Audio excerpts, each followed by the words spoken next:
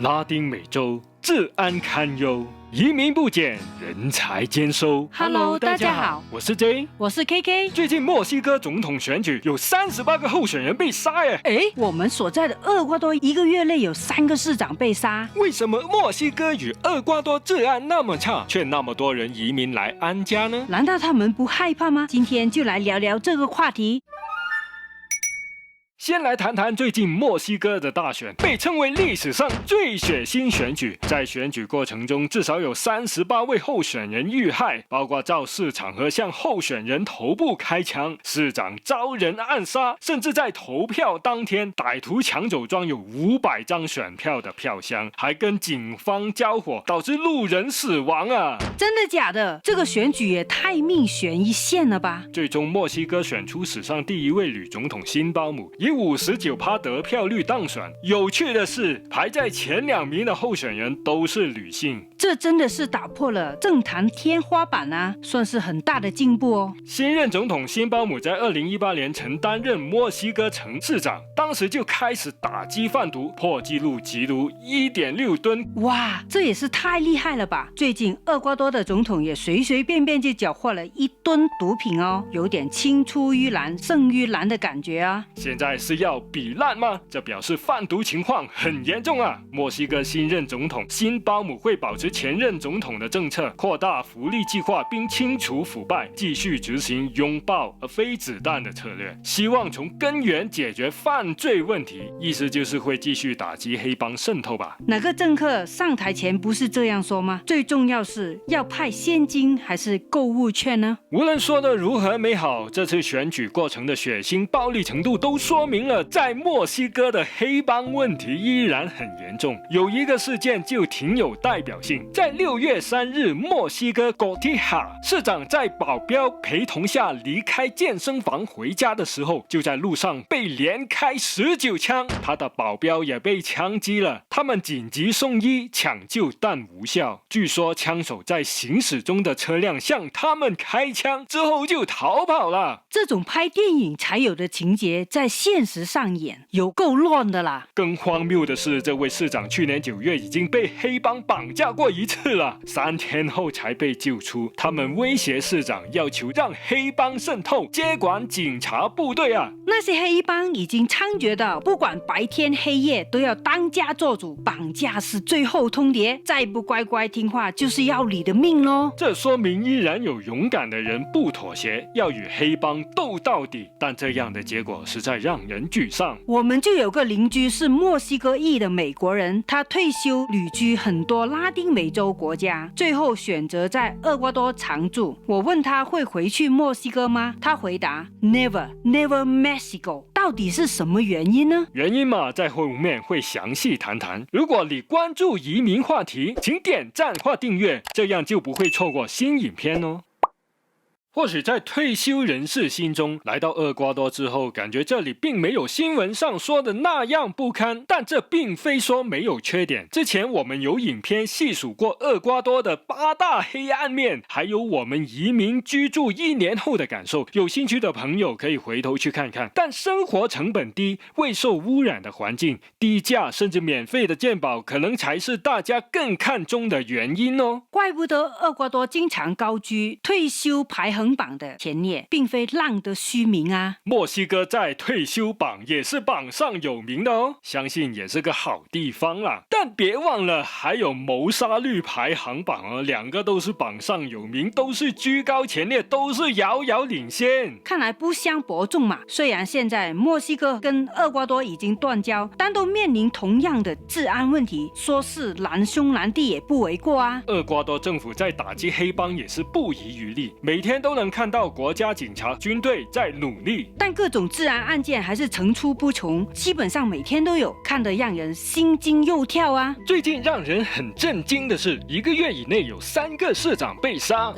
据报道说，都可能跟他们调查黑帮活动有关系，例如非法采矿、贩毒行为。有厄瓜多媒体统计过相关数据，用了3个图表说明情况。首先看看2024年前4个月暴力死亡报告，厄瓜多全国有127个城市都发生过命案，总共有1876人往生，尤其是瓜亚基这个厄瓜多人口最多的城市，就有485人遇害了。我们所在的昆凯都有3个耶，还有首都基多也有62个。然后第2个图是统计从2010年至2024年每年1至4月份谋杀案件数量。为什么厄瓜多会从曾经的南美天堂沦落到现在的犯罪天堂呢？也许从这里可以看出一些端倪。这些变化好惊人啊，特别在病毒大流行期间上升的很多很快呀。再看第3个图，这是每10万居民的暴力犯罪死亡率，全国平均是11.03人，相比去年是有所降低了，但有些城市的数据依然高得惊人。总体而言，瓜亚基尔排名第1，是最危险的城市，然后就是 Los Rios， 第3就是沿海省份 Manabí， 那里有个旅游城市 Manda， 一直都深受治安问题的困扰啊。瓜亚基尔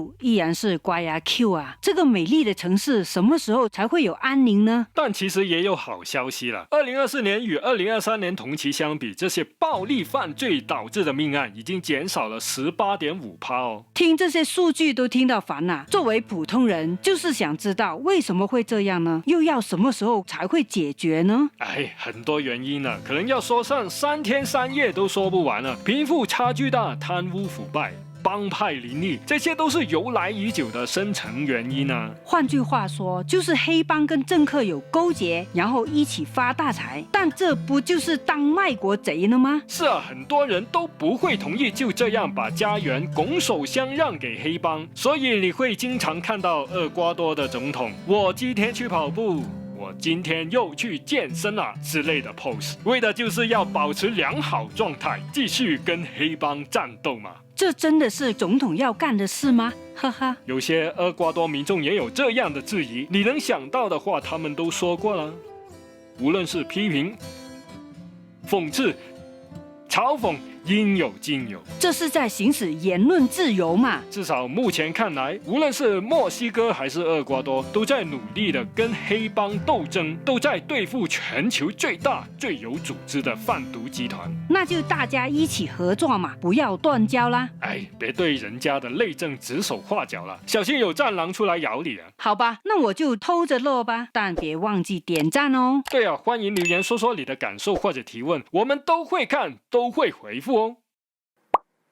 从以上资料可以看出，墨西哥与厄瓜多的治安问题主要是跟黑帮活动有很大关系，毒品交易、勾结腐败官员、帮派抢地盘，还有因为地理位置导致一直都是走私和非法移民的通道，这些问题都很难短时间内解决。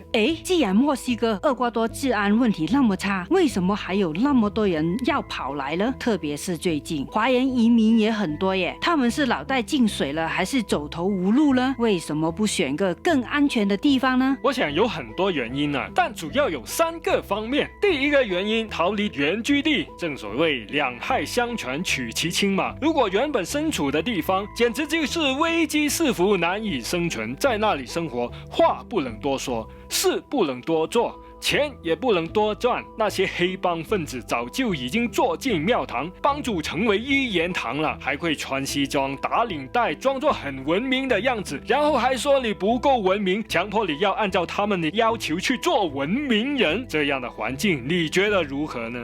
那也是啊，相比之下，墨西哥、厄瓜多也有黑帮，也有贪污腐败，但至少黑帮还没有变成总统，黑帮还要搞暗杀那些下三滥的手段去恐吓其他人。聪明的你要选对的路也不是太难嘛。对呀，逃离那个扭曲的环境，换个地方开始新生活，我相信每个人都会有这样的机会啊。就拿我们身处的厄瓜多来说，这个位于南美洲的国家，近几几年就有很多新移民融入，最大的移民群体就莫过于委内瑞拉人了啊！他们移民的原因，我真的是身同感受啊！走在昆卡街头，经常会看到他们的身影，很多是一家大小的一起运过来，甚至还带上自家的小狗一起，同是天涯沦落人的感觉啊！我们在原居地也无法待了，为求生存，只能逃离。听说委内瑞拉申请一本护照都要好几百美金，而那里的平均月收入只有100多美元，能够认出来也算是幸运吧。我们也何尝不是这样啊，只是情况还没有那么糟糕而已。为了对付病毒搞个清零，但病毒没有清零，我的钱包就先清零呢。所以就有了第二个原因了，经济因素。有人经常说近年来形势风高浪急，就导致产业乾坤大挪移。那问题来了，这股浪潮是谁造成的呢？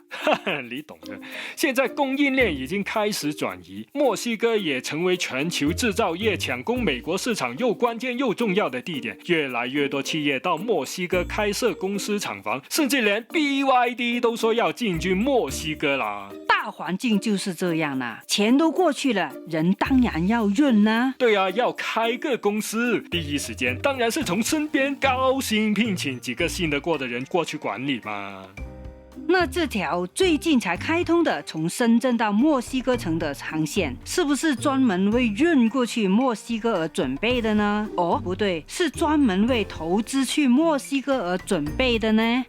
看来你观察到有趣的地方啊！这个航班东方升起，西方降落，吻合伟大预言的东升西降的国际大趋势啊。总之，大国气派嘛，集中力量办大事就是厉害。飞16个小时的最远航线，问你敢不敢做？做那么长的时间，我宁愿转机，有些空档休息一下，还能顺便游览。但目前最远的航线是新加坡至纽约，飞19个小时呢。嘿，别打岔了，我们再回到厄瓜多。根据媒体报道，2022年就有1.3万名中国移民来到厄瓜多，截止2023年11月，中国移民更增加至4.5万人啊！怪不得现在上街随便逛，都会经常看到熟悉的面孔啊。对于来这里的华人移民群体，我觉得经济因素是个很重要的考虑。是啊，厄瓜多的生活成本相对发达国家来说要低很多。看看媒体报道的标题就能略知一二啦。标题是无业还能月入3万，30多岁中国男移民厄瓜多，靠利息就过上中产生活，要提前退休了。听到无业这个词语，下意识后面就会接游民，总之是负面的感觉。但来到厄瓜多反而可以变成提前退休的生活，感觉很美妙啊。对啊，在厄瓜多的银行，存款利息年利率有8%，有些甚至高达10%，单靠利息收入生活不再是梦想哦。但要注意的是，厄瓜多有5%资金离境税，还有15%增值税。意思就是说，钱来到厄瓜多收了利息，就别想随便出去咯，要转走的话就要留下买路钱哦。是啊，不只是银行转账，国际网购刷卡都一视同仁。但这样的条件真能够实现躺平生活吗？肯定是可以的。一名居住在基多的中国移民分享，租一套2居室，每月400美元，日常生活去公园散散步，上西班牙语课程，晚上就自己煮饭，每月开支只要1000美元。即使没有工作，每月银行的利息都足以支付生活开支了。不到40岁就提前退休了，他如此说道。那就算一下账，银行年利率8%，每月利息收入有1000，那么本金就有16万美元耶，怪不得可以提前退休啊。但他也提到，当地物价比想象中高，除了当地农产品便宜之外，其他日用商品都非常昂贵。他会减少外食购物，还会停掉西班牙语课程来省钱哦。这些都是跟我们在厄瓜多生活的经验相符合，本地农产品新鲜又便宜，但进口商品就真的好贵，价格翻倍。还有报道说，厄瓜多流通货币是美元，导致成为了犯罪集团的洗钱关键地点，有多个境外黑帮在这里争地盘哦。这是赤裸裸的境外势力来捣乱哦，怎么这个国家没有被颠覆呢？但似乎不影响中国移民前往厄瓜多定居生活的决心哦。如果只是为了利息收入而移民过来，好像不太对吗？所以我认为这跟第三个原因很有关系。移民政策对于祖国是那么强大又繁荣昌盛的中国移民来说，如果想要移民的话，其实选择并非想象中那么多。看看那个红色小本本的免签国在哪里，就知道有多厉害啦。基本上是想去哪里都不可以去的状态了。不会啦，想去非洲游一圈还是可以的啦。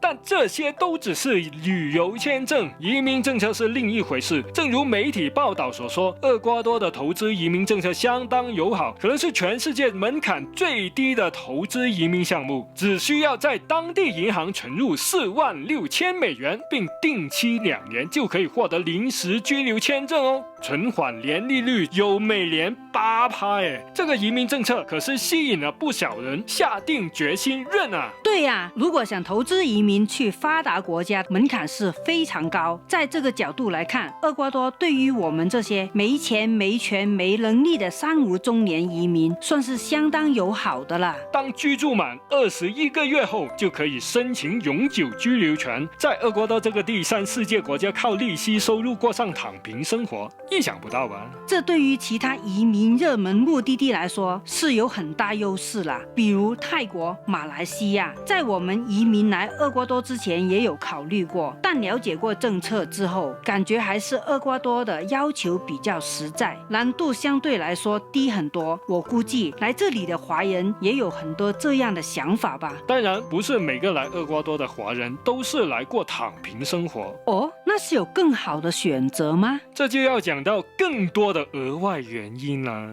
额外原因，北上走线的过境移民潮，在润学流行的今天，北上走线已经不是什么秘密了。有很多来到这2个国家的移民人士，目的地并不在此。是啊，在那个流行的像流行病毒的短影音 App 上面，不是就有走线攻略吗？但在热度爆登之后，引起了国际关注，最近就有所减少了。讲得好听就是润，讲得难听就是逃。对啊，我们也是亡命天涯之徒啊。